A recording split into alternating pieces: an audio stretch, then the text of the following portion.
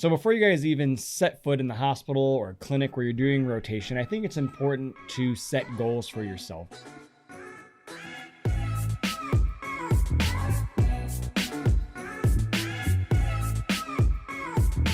There's some rotations that you're going to be excited about, some that you're maybe not going to be as excited about, and that's okay. But no matter which one of those types of rotations you're going on, set some goals for yourself. So, for example, family practice. I need to get better at efficiency because I'm going to see 30 patients in a day, and I'm not the best at notes. And I need to do better physical exams because I'm going to be doing 30 of those a day. So I have the opportunity to put a stethoscope on and listen to heart and lungs and maybe recognize a murmur.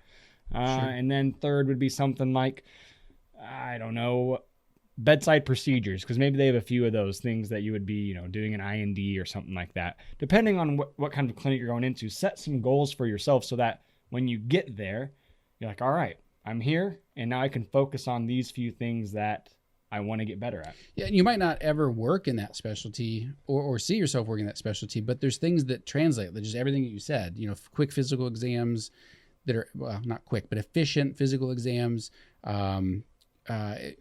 also charting. Yeah. Like what do you write in the chart? Like, how do you not sound like an idiot when you write in the chart? Or how do I put orders in? Or how do you write prescriptions? Those sorts of things are essential.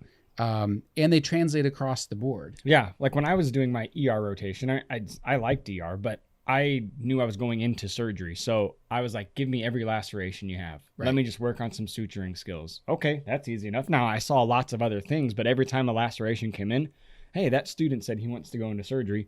Bring him over here. Let him do it. Yeah. So. Yeah. And I think it's an internal decision that you make to be like, okay, what can I get out of this? Like an OBGYN was not going to be my specialty. Women's health was not going to be my specialty.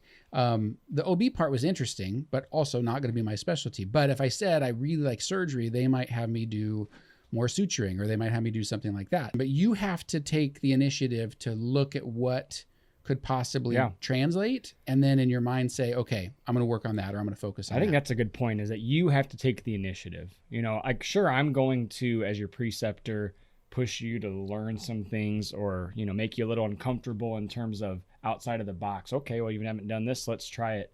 But you have to push yourself or take the initiative to set those goals so that you can achieve them. And then when you achieve it, it's, oh, I just learned something, or right. Oh, okay, I got some benefit out of this. Where if you go in with nothing, then it's kind of like maybe at the end of it I turn around and I'm like, sure, I got to watch heart surgery for 8 hours a day, but right. That didn't really teach me anything. Well, that's almost like you're lost sometimes.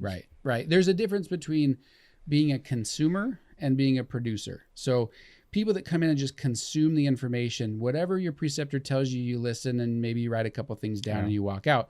The producers come in and they say, I want to get better at this. I want to produce some skill at the end of this, suturing, pulling chest tubes, efficiency with rounding, or whatever.